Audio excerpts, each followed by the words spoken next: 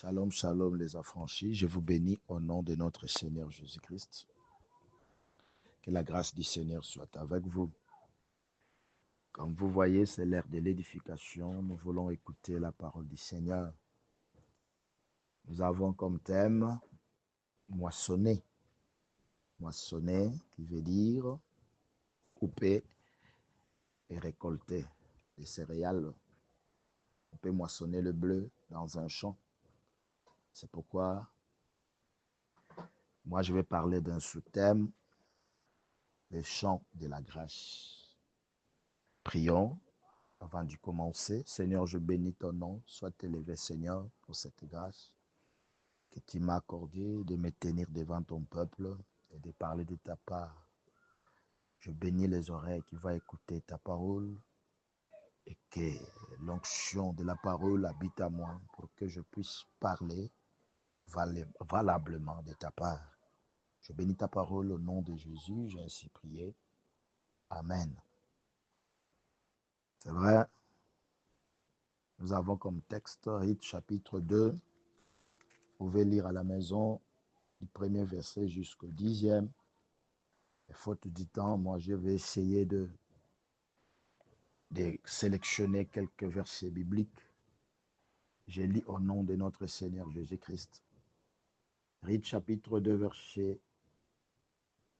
Je commence par le verset 1. Naomi avait un parent de son mari. C'était un homme puissant et riche de la famille d'Elimelech et qui se nommait Boaz. Rite, la Moabite, dit à Naomi, «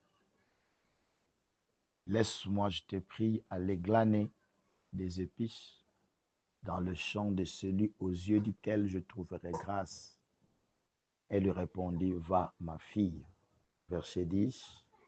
Alors elle tomba sur sa face et se prosterna contre terre, et elle lui dit, « Comment ai-je trouvé grâce à tes yeux, pour que tu t'intéresses à moi qui suis une étrangère? » C'est la parole du Seigneur. Vraiment, peuple de Dieu, nous connaissons l'histoire. C'est l'histoire d'un certain Elimelech qui devait quitter Bethléem, maison de pain, pour aller faire un séjour à Moab. Arrivé à Moab, nous connaissons l'histoire qu'il avait perdu ses deux fils et lui-même, il a été décédé. Alors, mais lorsqu'il partait, en réalité, pour eux, c'était les provisoires. Mais les provisoires qui dirent. C'était les provisoires, mais les provisoires qui dirent. Elimelech et les siens sont partis pour séjourner dans la campagne de Moab. La rupture ne se voulait donc pas définitive. C'était du provisoire. Il avait promis, nous reviendrons. Il a dit à sa femme, nous allons revenir, à ses enfants, nous allons revenir. Tel a été le message rassurant de l'homme optimiste à son épouse et à ses enfants, même à ses voisins. Elimelech a donc raisonné et agi comme s'il pouvait contrôler un avenir dont pourtant il ignorait tout. Lorsqu'ils étaient partis, c'était le contraire. C'était la mort qui avait frappé la famille. Sur 4 personnes, 3 personnes étaient restées à Moab. Il y a seulement Naomi qui était restée vivante. Alors, connaissons l'histoire, comment est-ce que Ruth s'est attachée de sa belle-mère. Elle avait pris la résolution de partir avec elle, tandis que Orpa s'est décidé de retourner chez les siens, chez leur Dieu, chez son peuple. Mais Ruth était déterminée de partir avec Naomi. Dans la vie, on doit être spirituel, avoir des yeux spirituels pour s'attacher à de bons hommes. Si tu vois quelqu'un et Dieu te discerne que cet homme, cette femme a de l'avenir, ne te détache pas, attache-toi. Parce que derrière cet homme ou cette femme, tu peux avoir de bonnes choses que tu peux ignorer aujourd'hui. À peine installé à Bethléem, Ruth, la Moabite, décide d'emprunter le chemin de la grâce pour subvenir à ses besoins comme à ceux de sa belle-mère. Qu'est-ce que Ruth avait dit? Je vais aller au champ pour glaner des épis derrière celui dont j'obtiendrai la faveur, dans le champ de celui aux yeux duquel je trouverai grâce. Ruth était à la recherche d'un champ de la grâce. Que la gloire soit rendue au Seigneur. Que Ruth était partie par hasard. La Bible nous dira que le champ était le champ de Boaz. Moissonner. Gloire à Dieu. Où tu moissonnes? Dans quel champ que tu moissonnes, mon frère, ma soeur? Tu es dans quel champ? Tu es dans quel champ? Par hasard, le champ était à Boaz. L'homme puissant et riche. Ruth, la pauvre veuve moabite, en train de glaner dans son champ. Il commence par lui donner un sage conseil. Lorsque Boaz se vit avec Ruth, qu'est-ce qu'elle a dit à Ruth? Écoutez bien, ma fille, ne va pas glaner dans un autre champ. Et les yeux sur les champs qu'elle moissonne. Ruth chapitre 2, verset 8 à 9. Écoutez bien, ma fille, ne va pas glaner dans un autre champ. Il y a une question qu'on te pose aujourd'hui. Toi, tu glanes dans quel champ? Il y a plusieurs champs, mais il y a un seul champ de la grâce. Et les yeux sur le champ que l'on moissonne. Frère. À la fin de la journée, Ruth rejoint sa belle-mère, partage son abondance récolte avec elle et lui fait part de son heureuse rencontre avec ses patrons si généreux. Oh Jésus! Naomi lui tient alors le même langage que Boaz, quelques heures plus tôt, qu'on ne te rencontre pas dans un autre champ.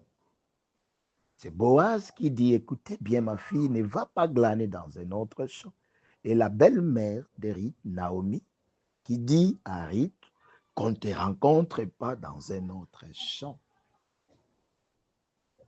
Tu fais ta récolte dans quel champ, mon frère, ma soeur? Tu fais ta récolte dans quel champ? Ce champ est donc très important. Le champ là, de Boaz, est un champ donc d'une importante stratégie. Le champ de la grâce. Le champ de la grâce.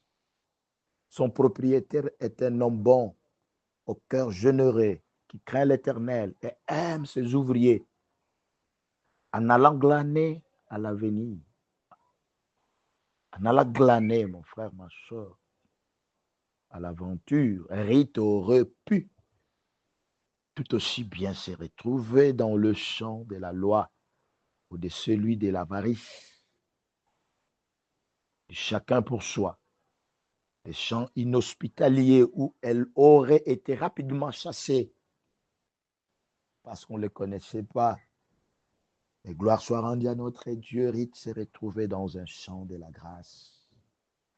Or, le patron, c'est un homme généreux. Le champ de la grâce, c'est la vie chrétienne. L'homme généreux Boaz, c'est Jésus-Christ. C'est là où il y a l'abondance, mon frère, ma soeur.